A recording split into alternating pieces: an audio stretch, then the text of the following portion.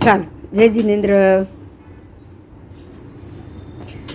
आगे देखेंगे कि अब सुदर्शन सेठ क्या कर रहे हैं।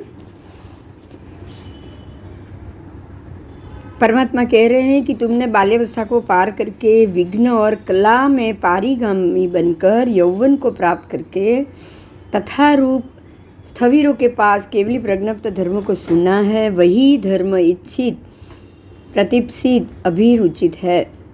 ये अच्छा है जो तुम अभी कर रहे हो सुदर्शन। इस अपेक्षा से कहा जा रहा है कि पल्योपम सागरोपम का क्षय अपचय होता है। भगवान महावीर के पास से ये अर्थ सुन के अवधारण करके शुभ अध्यवसाय, शुभ परिणाम, विशुद्ध लेश्या और तत् आवरणीय कर्मों के क्षयोपशम के द्वारा यह अपोह मार्गणा गवेचना करते हुए सुदर्शन श्रेष्ठी को पूर्ववर्ती संगनी भवों का जाति स्मृति ज्ञान समुत्पन्न हुआ। अब देखिए, ये जाति स्मरण ज्ञान होना तो अब बहुत कम भव बाकी है। ये बात समझ में आ रहा है?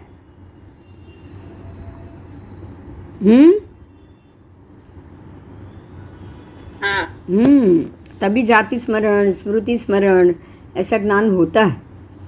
जैसे चंड कौशिक को था, जैसे सुदर्शन सेठ को हुआ, तो उन्होंने इसके सम्यक अर्थ को साक्षात जान लिया और सुदर्शन श्रेष्ठी की श्रद्धा और संवेग भी द्विगुणित हो गए। उनके नेत्र आनंद के आंसू से भर गए और उन्होंने भगवान महावीर को फिर से 3 प्रदक्षिणा की, वंदन नमस्कार किया और कहा कि ऐसा ही है परमात्मा, आप जो कह रहे हैं वो संवादितापूर्ण है, अवितत है, असंदिग्ध है। बराबर यही इष्ट है, यही प्रतिप्सित है और यही इष्ट प्रतिप्सित है।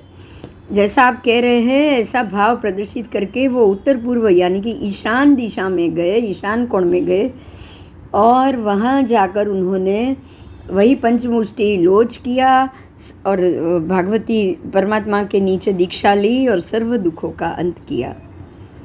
14 पूर्व का अध्ययन किया, बहुप्रतिपूर्ण 12 वर्ष तक श्रवण पर्याय का पालन किया और उसी भव में वो मोक्ष भी चले गए। बराबर। तो ये था सुदर्शन सेठ की कहानी। सुदर्शन सेठ भगवान के पास आए और ऐसा सब कुछ हुआ। आओ, ऋषि भद्रपुत्र। अब 12वां उद्देश्य है, 11वां उद्देश्य पूरा हुआ ऋषि भद्रपुत्र का। उस काल और उस समय में आलंबिका नाम की नगरी थी और वो नगरी में ऋषि भद्रपुत्र रहते थे। और कभी कभी वो आते थे, जीव अजीव को जानने वाले थे। और किसी समय श्रमणोपासक को में परस्पर वार्तालाप हुआ कि देवलोक में देवों की स्थिति कितने काल की प्रज्ञप्त कही गई और ऋषि भद्रपुत्र श्रवणोपासक को देव स्थिति का अर्थ गृहीत था, उनको पता था।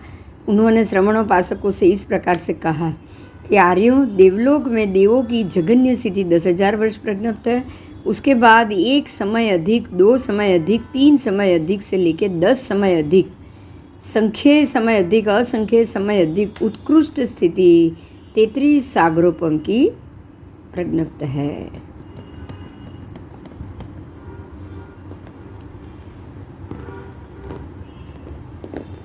उसके बाद देव और देवलोक विच्छिन्न है। बराबर। श्रवणोपासकों ने ऋषि भद्रपुत्र के इस प्रकार से आख्यान प्ररूपणा करने पर इस अर्थ पर श्रद्धा और प्रतीति तथा रुचि नहीं की और इस अर्थ पर अश्रद्धा, अप्रतीति, अरुचि करते हुए वो जहाँ से आए थे वहाँ लौट गए। परमात्मा महावीर पधारे तब ये जो श्रवणोपासक गए थे उन्होंने सुना था ऋषि भद्रपुत्र के पास से।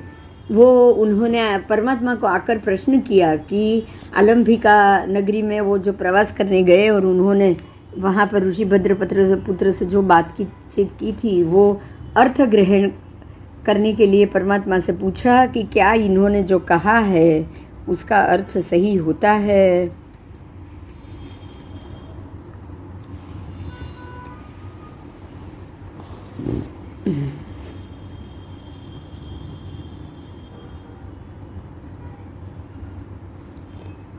उन्होंने नवंद नमस्कार किया और कहा कि ऋषिभद्र पुत्र ने इस प्रकार से प्ररूपणा की कि देवलोक में देवों की जघन्य स्थिति 10,000 वर्ष और उत्कृष्ट स्थिति एक समय अधिक से लेके असंख्य समय अधिक बाद 33 सागरोपम तक की उन्होंने बताई है। तो वो किस प्रकार से, उसके बाद देव और देवलोक विच्छिन्न है। तो क्या ये ऐसा है? परमात्मा महावीर ने भी उन श्रवणोपासकों को कहा कि आर्यो, श्रवणोपासक ऋषभ दत्त ने इस प्रकार से जो कहा है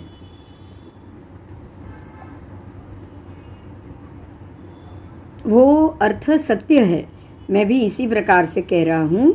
देवलोक में देवों की स्थिति जघन्य 10,000 वर्ष, उसके बाद 1 समय, 2 समय अधिक, 3 समय अधिक, 4 समय अधिक, 10 समय अधिक, संख्यात समय अधिक, असंख्यात समय अधिक, उत्कृष्ट स्थिति 33 सागरोपम की कही गई। और उसके बाद देव और देवलोक विच्छिन्न हो जाते हैं। अगर आपकी इतनी आयुष पूरी हो गई तो उसके बाद देवलोक और देवगति विच्छिन्न हो ही जाएगी। चलो, तो वही ऋषिभद्र पुत्र बहुत ही शीलवान, गुणवान, वीरमण, प्रत्याख्यान और पौषधोपवास आदि तप कर्म के द्वारा भावित खुद को कर रहे हैं, हो रहे हैं, और ये जो कह रहे हैं वो सच है, ऐसा भगवान ने बताया। और कुछ समय के बाद 1 महीने की वो संलेखना करके अपने शरीर को क्रूश बना के अनशन करके काल मास में काल को प्राप्त होकर सौधर्म कल्प में अरुणाभ विमान में देव रूप में उत्पन्न होंगे। वहाँ कुछ देवों की स्थिति 4 पल्योपम की प्रज्ञप्त है। वहाँ ऋषि भद्रपुत्र की स्थिति भी 4 पल्योपम होगी। और वो अपने आयु क्षय, भव क्षय, स्थिति क्षय के अनंतर वहाँ से निकल के महाविदेह वास में सिद्ध, प्रशांत, मुक्त, परिनिवृत्त और सर्व दुखों के अंत करेंगे। बराबर भगवान केવું સરસ કહીને જાય, આપણા માટે આવું કહી જાય તો કેવું સારું, હે ને?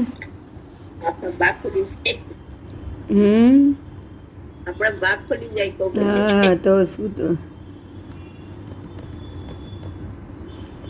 સમજવાનું એ છે કે ભગવાનના સમયે પણ જે આ બધા જીવો હતા, જે ઉત્કૃષ્ટ હતા, એ લોકોને પણ હજી 4 પલ્યોપમ સુધી બહાર રહીને પછી મોક્ષ છે, એ પણ સમજવા જેવું છે. શું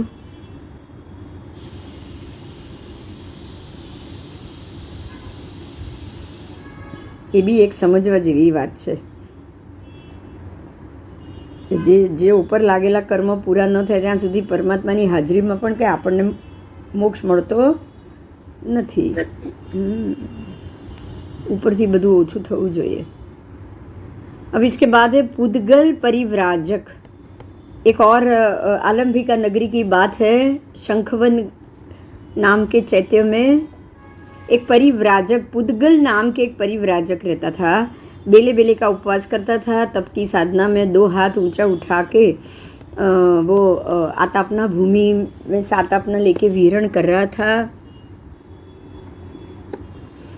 अब कहीं किसी दिन अपने प्रकृति की उपशांतता, प्रकृति की भद्रता, क्रोध, मान, माया, लोभ की प्रतनुता, मृदु मार्दवता, संपन्नता, आत्मलीनता और विनीतता के द्वारा किसी समय उसके तद आवरणीय कर्मों का क्षय होने के कारण उसको इहा अपो मार्गणा गवेषणा करते हुए विभंग ज्ञान उत्पन्न हुआ.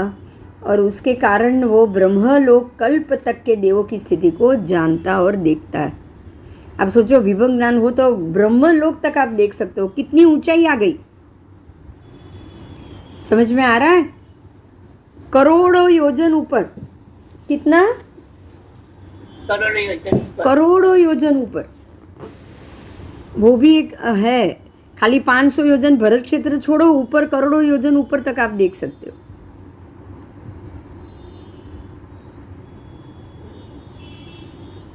उसके बाद 1 समय अधिक, 2 समय अधिक, ऐसे ऐसे असंख्य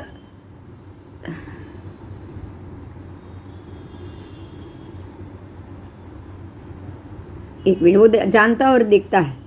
और पुद्गल परिव्राजक के इस आकार वाले आध्यात्मिक स्मृत्यात्मक अभिलाषात्मक मनोगत संकल्प उसको हुआ भी कि मुझे अतिशायी दर्शन ज्ञान समुत्पन्न हुआ है। उसने ये मान लिया कि मुझे ऐसा दर्शन ज्ञान समुत्पन्न हुआ है और मैं देवलोक में देवों की जघन्य स्थिति 10,000 वर्ष की कही गई है। उसके बाद एक समय के बाद ये बढ़ती बढ़ती 10 सागरोपम तक उत्कृष्ट होती है। उसके बाद देव और देवलोक विच्छिन्न। अब इसको तो 10 सागरोपम तक का ही आएगा ना, छठे तक ही देख रहा है। बोलो, आप छठा देवलोक देखोगे तो वहां तक ही विभंग ज्ञान होगा ना,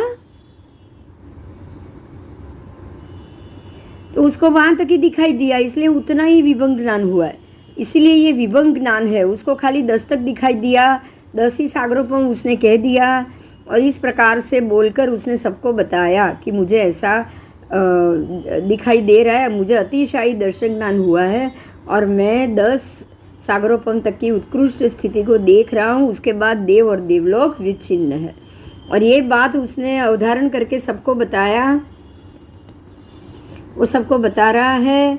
भगवान महावीर वहाँ पधारे जब, तब नगर परिषद ने ये बात जानी और सबने बताया भगवान को कि भाई ऐसा ये कह रहे हैं, क्या ये सही है? तब परमात्मा ने जवाब दिया कि भाई ये बात गलत है, क्योंकि मैं ऐसा कह रहा हूँ कि देवलोक में देवों की जघन्य स्थिति 10,000 है, वो बराबर। उसके बाद एक समय अधिक, 2 समय अधिक करते करते करते असंख्य समय अधिक तक उत्कृष्ट स्थिति 33 सागरोपम की कही गई है। और वो 33 सागरोपम के बाद देव और देवलोक विच्छिन्न है। तो परमात्मा ने इस प्रकार से बताया। तो अब जब लोगों को ये बताया गया तो लोग जाके बताएंगे कि नहीं वो पुद्गल परिव्राजक को? बताएंगे। तो वो सबने जाकर पुद्गल परिव्राजक को बताया कि भाई तू जो समझ रहा है वो गलत है, तूने ठीक से देखा नहीं है या तू ठीक से जानता नहीं है। तो वो अब ये अर्थ जाना तो उसको भी मन हुआ कि मैं भी जानूं कि भाई अगर ये अरहंत भगवान ऐसे कह रहे हैं तो मैं भी जाकर उनका अभिगमन करूं, वंदन नमस्कार प्रतिपूजा करूं, परिउपासना करूं, तो मैं भी जाकर उनसे बात करूं और उनसे प्रश्न करूं। तो वो आता है भगवान के पास समवसरण में। उसने अनुप्रवेश किया। त्रिदंड कमंडल आदि गैरिक वस्त्रों जो उसने ग्रहण किए हुए थे वो लेकर उसने वो जो उसके पास थे वो लेकर वो अपने भवन से निकला है और बराबर आलंबिका नगरी के बीचों बीच से गमन करते हुए वो भगवान महावीर के पास आया। आकर उसने विशालतम परिषद में भगवान महावीर स्वामी जो धर्म दे रहे थे वो उसने सुना। धर्म सुनने के बाद, अवधारित करने के बाद वो ईशान कोण में गया और अपने सारे वस्त्रों का उसने वहाँ पे त्याग कर दिया। त्याग करके वो वापस पंच मुष्टिक लोच उसने स्वयं ही कर लिया और परमात्मा को 3 प्रदक्षिणा देकर बोला कि मैं आपका शिष्य होना चाहता हूँ, आप मुझे दीक्षा दीजिए। भगवान ने उसको दीक्षा भी दी, प्रव्रजित भी किया और फिर बाद में 11 अंगों का उसने अभ्यास भी किया और वहीं पे आगे आगे उसने सर्व दुखों को प्रहीण कर दिया। मतलब उसी भव में वो मोक्ष गया। तो अवधि ज्ञान चाहे आपको विभंग हो, लेकिन उस भव में आप मोक्ष जाने के काबिल हो सकते हो। बराबर आओ। और परमात्मा महावीर को भंते कहकर उसने नमस्कार किया और सिद्ध होने वाले जीव की संहनन में सिद्ध होते हैं। तब परमात्मा ने जवाब दिया कि वृषभद्र वृषभ नाराज संग्रहण में वो सिद्ध होते हैं। परमात्मा ने संस्थान, उच्चत्व, आयु, परिवसन ये सब के मामले में, सिद्ध गंडिका के मामले में बताया और अव्ययवाद शाश्वत सुख का अनुभव उसने किया। चलो, अब ये आपका समाप्त हुआ। अब ये बुक में ख़त्म हो गया। अब बुक में आगे नहीं है। कल से फिर मैं वही वापस जो मैंने बोला है 5-5, 7-7 पेज में आपको फ़ोटो लेके क्लास में उसके ऊपर रखूँगी आप उसको देखिएगा और उसके बाद ही हम कुछ आगे पढ़ना शुरू कर पाएंगे, बराबर? बराबर। ये बुक तो पूरी हो गई है, पर इसका दूसरा भाग मुझे ऑनलाइन पे नहीं मिल रहा है, तो हम लोग फिर उसका और दूसरे तरीके से ही आगे ग्रहण करें, वो ज़्यादा सही है, बराबर ना? बराबर। बोलो, कोई प्रश्न है? कोई प्रश्न हुआ है? नहीं। अगर हुआ है तो बताओ, नहीं तो आज जल्दी बंद कर लेंगे। जल्दी तो है ही नहीं, 5-7 मिनट जल्दी है ना? बराबर? बराबर। हाँ जी, हाँ जी, चलो, जय जिनेंद्र। जय जिनेंद्र। जय